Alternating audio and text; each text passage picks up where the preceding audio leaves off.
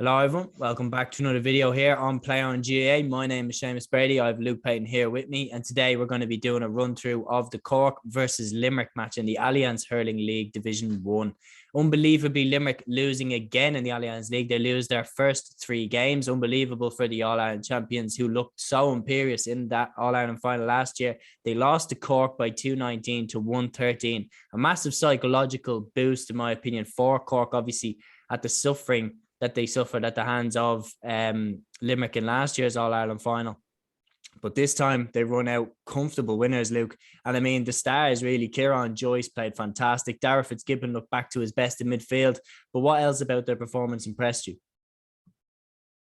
Yeah, look, I think the big thing to take from it, I think, was the physicality and how they kind of matched Limerick, I thought. And like after last year, look, we all saw what happened where they were kind of dominated, I thought, throughout the entire game in the final last year. And yeah, it wasn't really a contest. Whereas today, look, they matched them kind of man for man as well. You talked about kind of Joyce coming in around. He was named midfield, played mostly wing back, and Jerry Millerick actually went to midfield. The two of them brought a lot of physicality.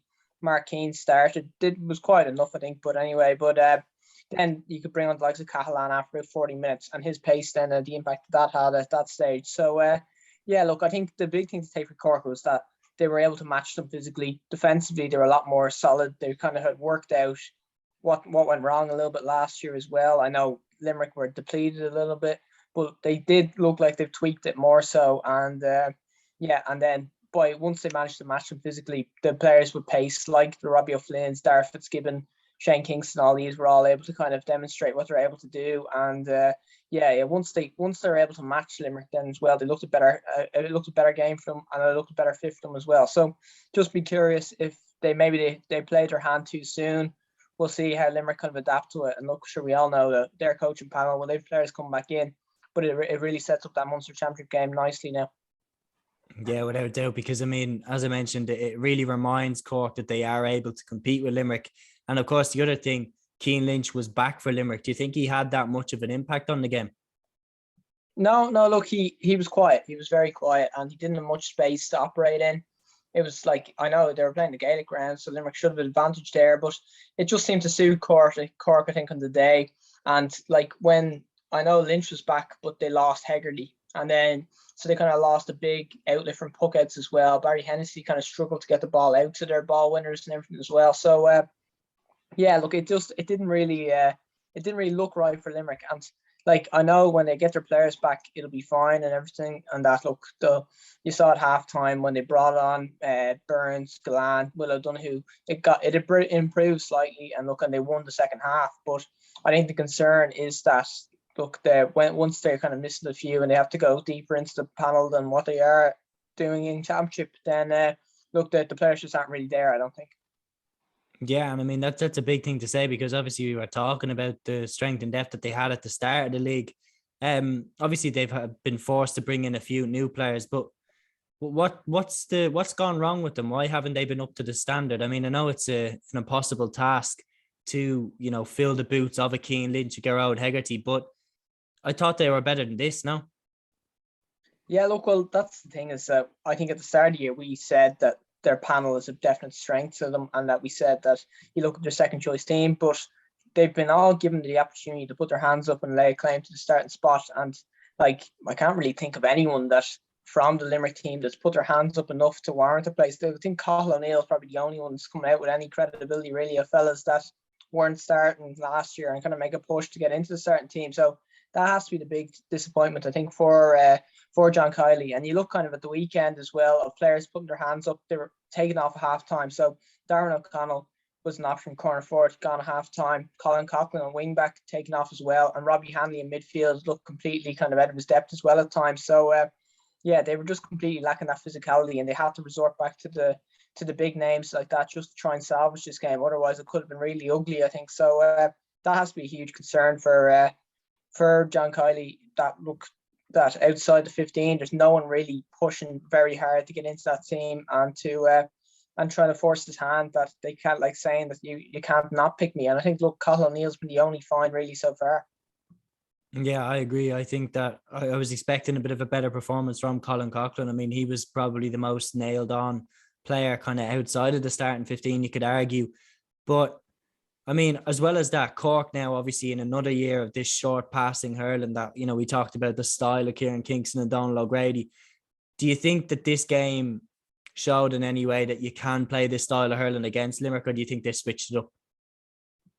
Yeah, no, look, I 100% think that they can play, and they can play very effectively. I think just Cork's problem was if they can match Limerick physically, and that when it gets to that stage, when they're playing the short passing through the middle, are they just going to be pushed off the ball? And are they going to allow the likes of that entire half forward line to dominate them physically, and then Will O'Donoghue in there as well to kind of break up play and everything as well.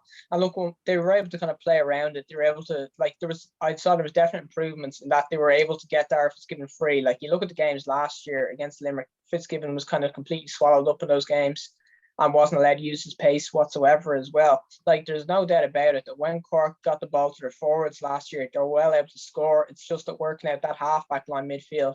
And look, it looks like they've made enough changes as well. My concern, though, is that maybe they've shown it too early, and that, like, the levels that they were playing at the weekend was, like, sensational, really. And it was pretty close to their first-ranked 15, I'd say, as well. So that's, I think, the little worry is that have they shown too much too soon? Because if they came with that game plan for the Munster Championship game later on in the year, I think they would have given a full-strength Limerick team in a provincial ground a really good crack, because they were very, very good yesterday. And, yeah, just that first half in particular, where they absolutely blitzed Limerick. Scoring was sensational. The work rate as well. Like, you look at Shane Barrett brought the work rate, Mark Keane's work rate. Lahan for the first half looked like out of this world, kind of his quality too. So, yeah, that's the only concern, is that, look, they look to be going absolutely the right direction. It's just that, is it a bit too much too soon? And look, we're just going to have to wait and see with that one. Yeah, well, it'll be very interesting to find out, because no doubt with this victory, in my opinion, Cork have turned up the heat on this this championship rivalry, because I mean, they're not going to take last year's All-Ireland final beating without a fight back. In my opinion, Cork are going to come back stronger, and with the young lads they have coming through. And one thing I have to say as well, with Lehan coming back and Mark Keane coming into the side, all of a sudden Cork have serious strength and depth. Yeah, absolutely. And you look at the subs kind of at the coming on as well. Harney came off the bench. Jack O'Connor, his first kind of game back as well, first involvement really so far. And yeah, even the likes of Sean Toomey as well was pushing hard after the first game. Alan Connolly's a great option too.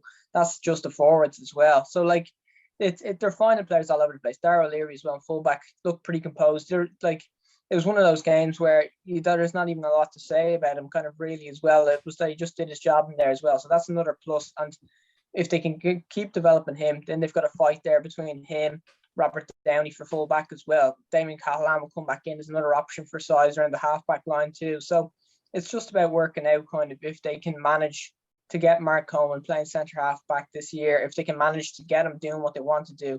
And look, I think if they keep Ger Millerick fit, that's a huge part, because when Millerick's in there as well, Coleman can drop into centre halfback and he doesn't have to man mark, and he can do what he does best. And they did that really, really well at the weekend.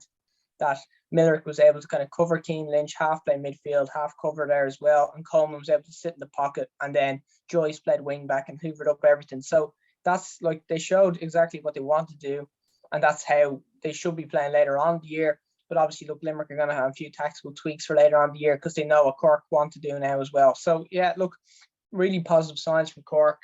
Just kind of keep innovating is the question. And look, we'll see if they make any changes going on in the year. Yeah, without doubt. And I mean, Kieran Joyce was our number one pick for hurler to watch in 2022, and he's really started the league with a bang, hasn't he?